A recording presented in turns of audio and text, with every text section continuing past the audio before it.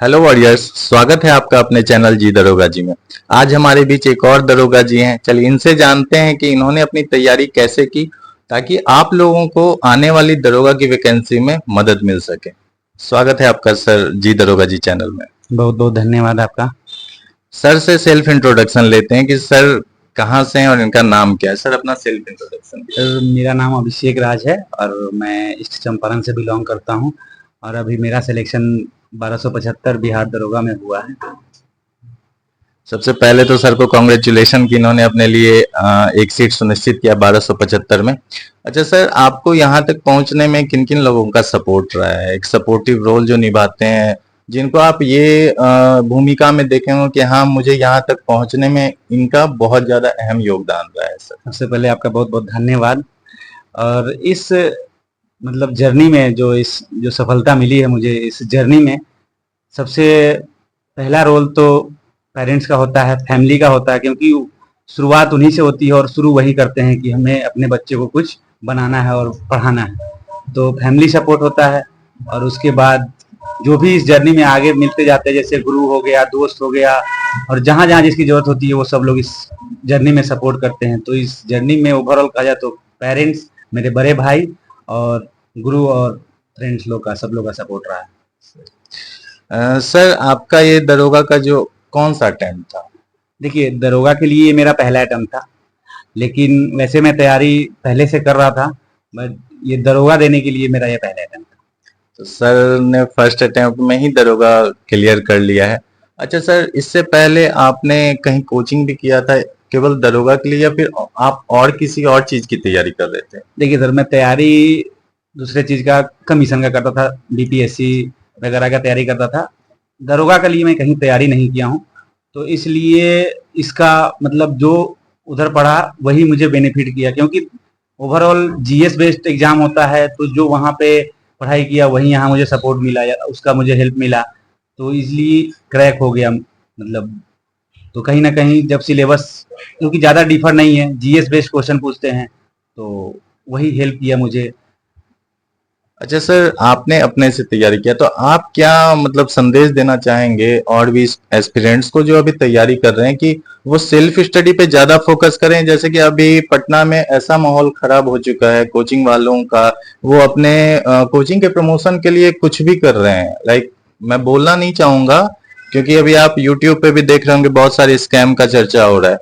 तो वो अपने कोचिंग को प्रमोट करने के लिए मतलब स्टूडेंट को कुछ भी बोल के अपने पास बुला लेना, और लोगों को, स्टूडेंट का क्या होता है ना, ऐसे मनोबल गिरता है कि यार मेरे से होगा या नहीं, या मुझे कोचिंग जाकर ही तैयारी करनी होगी। बहुत सारे कोचिंग में लोग जाते हैं 1 घंटे की क्लास करने के लिए और आधे घंटे तो उनके लाइन लगने में ही चले जाते हैं। आधे घंटे लाइन लग रहे हैं, वो 1 घंटे में 45 मिनट का क्लास होता है।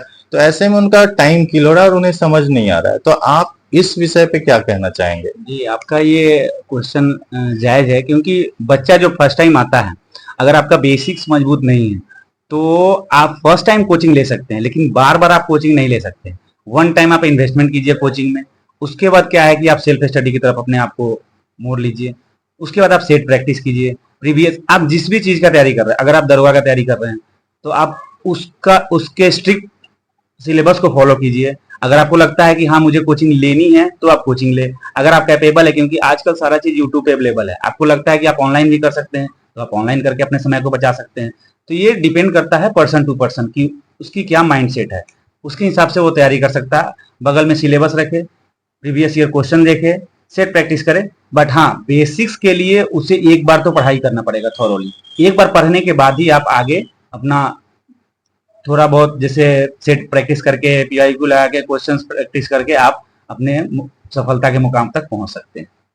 अच्छा सर, आपने तो कहीं से कोचिंग नहीं किया था, आप तो सेल्फ स्टडी करके अपना ये मुकाम हासिल आप कर लिए हैं। तो क्या जो भी स्टूडेंट अभी तैयारी करेंगे, बहुत सारे लोगों के जान पहचान में भी जैसे आप दरोगा हुए हैं, तो आपके जो भी कलीग्स होंगे या जो भी आपके छोटे भाई बंधु होंगे, आप उन्हें सजेस्ट कर देंगे तो क्या उन्हें भी कोचिंग लेने की जरूरत है?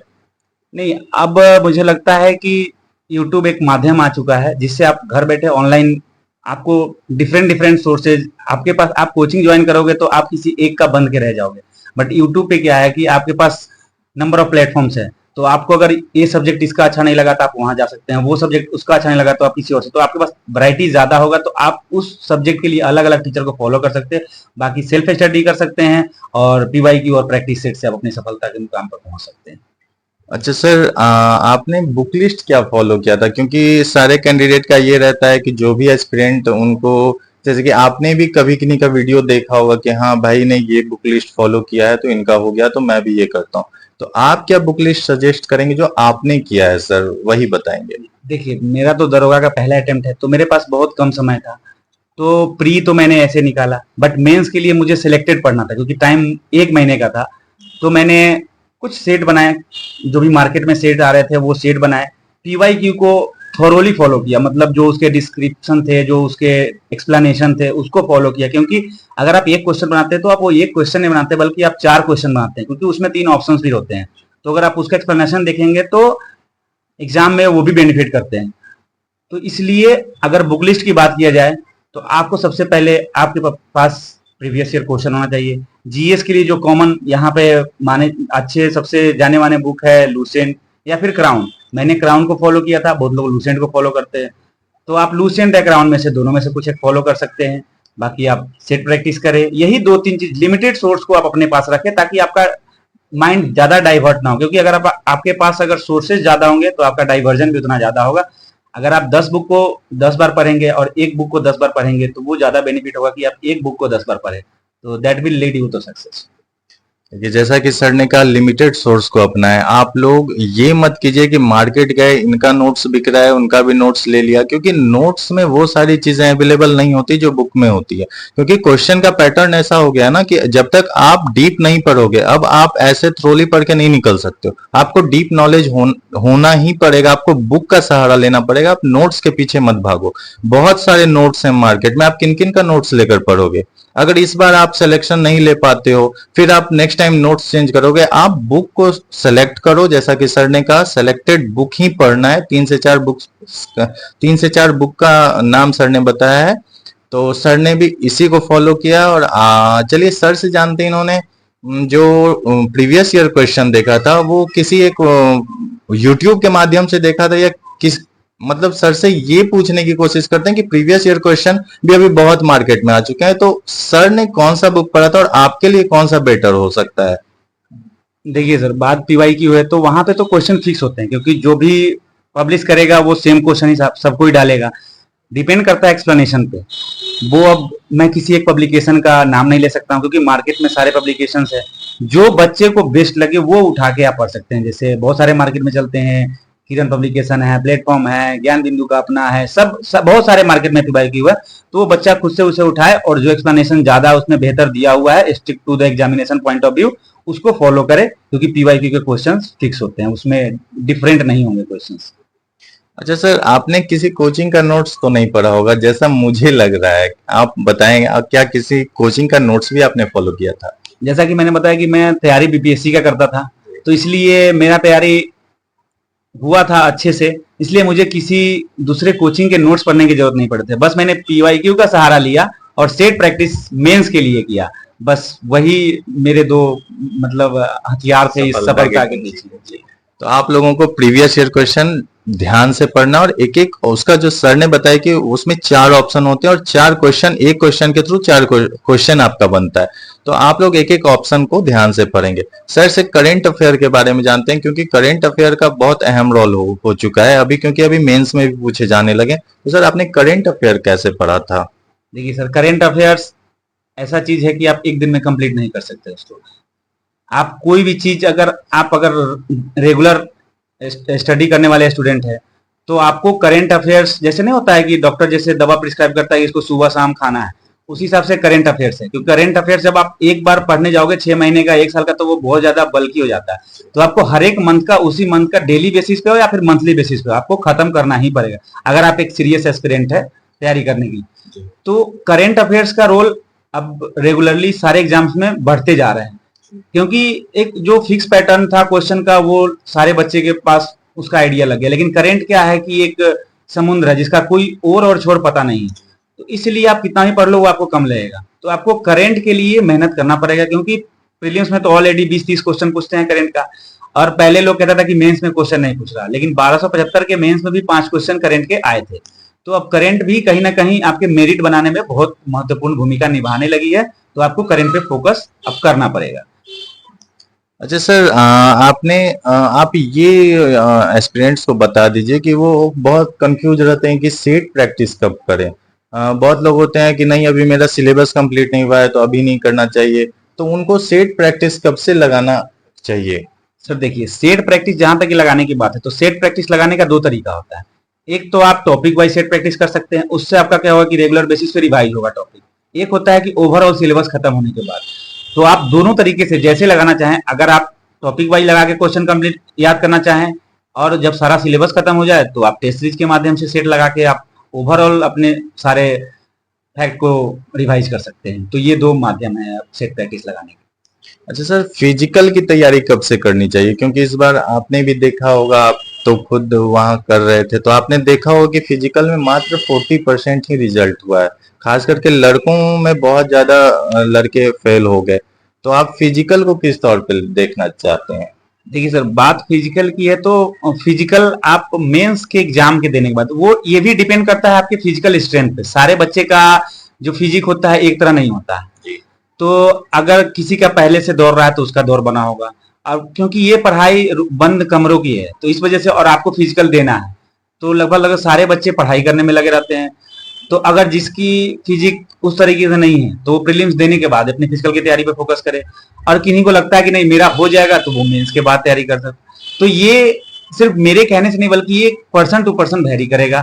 वो अपने स्ट्रेंथ के हिसाब से फिजिकल को अपना देख सकते हैं। क्योंकि अगर मैं बोल दूं कि नहीं मैंने ऐसे किया, तो उसको फॉलो करेंगे, बाद में अगर कुछ हो जाएगा तो वो फिर बोलेंगे कि आपने तो ऐसे बताया। लेकिन नहीं, अगर मेरा स्ट्रेंथ है, मुझे पता है कि हाँ मैंने पहले दौड़ रखा है, तो मुझे पता है कि मैं 1 महीने में कर लूंगा, 20 दिन में कर लूंगा, तो मेरा हो जाएगा। लेकिन अगर किसी का ज्यादा हेवी वेट है या फिर उसका फिजिक उस तरीके से नहीं है, तो उन्हें 2 महीना 3 महीना भी लग सकता है।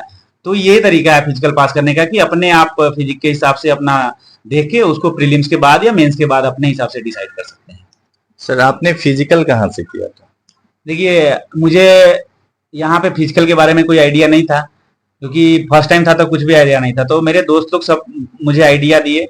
मार्कोस फिजिकल ट्रेनिंग एकेडमी है, तो वहां पर उन्होंने मुझे ले गया और मैंने सर से मिला।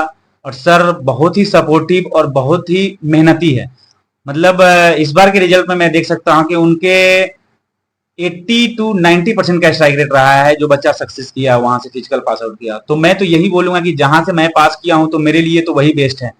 तो मैं यही बाकी सारे बच्चों को बोलूंगा कि मार्केट में तो ऐसे बहुत सारे फिजिकल एकेडमी हैं, लेकिन मैंने मार्कोस सर से फिजिकल ट्रेनिंग ली है।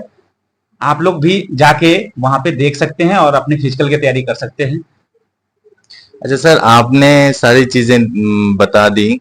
सर, आप एनसीईआरटी के बारे में क्या बताना चाहेंगे? क्योंकि जब आप पीसीएस की तैयारी कर रहे हैं तो आपने तो एनसीईआरटी पढ़ा होगा, तो आप क्वेश्चन को जो डील किए होंगे, तो उसमें आपको क्या लगा कि एनसीईआरटी बेस्ड क्वेश्चन पूछे जा रहे हैं, या फिर इस एनसीईआरटी को स्किप करके भी स्टूडेंट, जैसा कि आपने कहा कि आपने क्राउन को फॉलो किया था, तो क्राउन और लुसेंट से वो अपना मतलब मुकाम हासिल कर सकते हैं? देखिए सर, जहां तक एनसीईआरटी की बात है, तो अभी उसकी इंपॉर्टेंस लगातार बढ़ते जा रही है। पहले क्या था कि पहले एक कोई बुक उठाया और उससे पढ़ लिया और पास हो गए, क्योंकि पहले स्टूडेंट कम हुआ करते थे।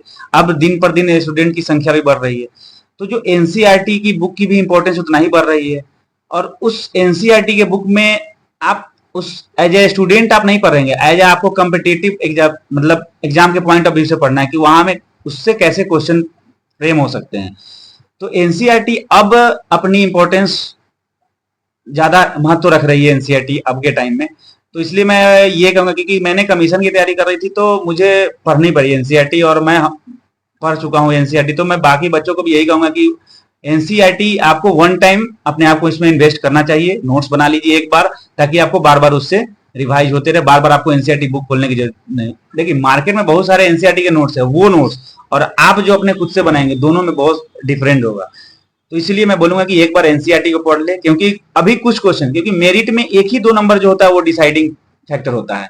तो अगर वही 1-2 क्वेश्चन अगर एनसीईआरटी बुक से आ रहा है, तो उस चीज के लिए आपको कुछ लिमिटेड बुक, जैसे हिस्ट्री हो गया, ज्योग्राफी हो गया और साइंस हो गया, तो इसके एनसीईआरटी बुक आपको पढ़ने चाहिए वन टाइम। सर साइंस का जैसे कि बहुत ज्यादा अहम रोल रहता है, 20 से 22 क्वेश्चन पीटी में पूछे जाते हैं, मेंस में भी लगभग 20 क्वेश्चन रहता है। तो साइंस के लिए एनसीईआरटी पढ़ना है या फिर वो जो लुसेंट का साइंस आता है, प्रॉपर लुसेंट का साइंस आता है, वो पढ़ने से हो जाएगा? सर मैंने तो कोई लुसेंट की बुक नहीं पढ़ी है, इसलिए मुझे लुसेंट के बारे में ज्यादा आइडिया नहीं है। मैंने जब भी मुझे साइंस पढ़ना होता है मैं एनसीईआरटी पढ़ता हूँ। 9th-10th की एनसीईआरटी को मैं हमेशा अपने पास रखता हूँ और 9th-10th की एनसीईआरटी को मैं पढ़ता हूँ, स्पेशली साइंस को लेके, क्योंकि मुझे लगता है कि कम्पिटेटिव एग्जाम में 9th-10th से बाहर साइंस नहीं जाती है।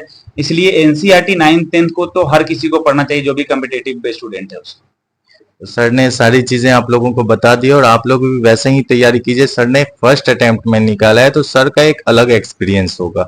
बहुत लोग 2-3 बार में निकालते हैं तो उनका भी अलग एक्सपीरियंस होता है। मैं अपने पहले वीडियो में आपको सूरज सर से भी मिलवा चुका हूं, जिन्होंने फर्स्ट अटेम्प्ट में फिजिकल में उनका नहीं हो पाया था किसी कारणवश, सेकेंड टाइम वो मेरिट आउट हुए तो वहां से वो सीख कर और थर्ड अटेम्प्ट में उन्होंने क्लियर कर लिया।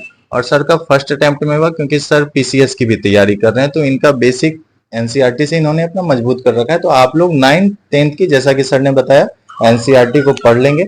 आपका बहुत बहुत धन्यवाद सर चैनल में आने के लिए। और थैंक यू सो मच आपका फिर से। सर आप कुछ एस्पिरेंट को बताना चाहेंगे लास्ट टाइम पे? इसमें यही कहूंगा कि there is no shortcut of success, तो आपको लगे रहना है और मेहनत करते रहना है। जो पेशेंस और परसिवियरेंस जो होता है वही आपको सफलता की ओर ले जाएगी। सो आप लोग भी लगे रहिए, आप लोग को भी सफलता जरूर मिलेगी। Thank you. चलिए, अगर आप लोगों को जानकारी अच्छी लगी हो तो प्लीज चैनल को लाइक कर दीजिएगा, चैनल सब्सक्राइब कर लीजिएगा और इसे अपने दोस्तों के बीच भी शेयर कीजिएगा ताकि उनको भी एक सही गाइडेंस मिले। क्योंकि मार्केट में लोग इतने कंफ्यूज हो चुके हैं, उन्हें गाइडेंस नहीं मिल रहा। अच्छे अच्छे कैंडिडेट, क्या हो रहा है कि गाइडेंस की कमी की वजह से उनका रिजल्ट नहीं हो पा रहा। तो आप एक प्रॉपर गाइडेंस के साथ और एक प्रॉपर स्ट्रेटेजी के साथ अपनी तैयारी करें। आपका बहुत बहुत धन्यवाद।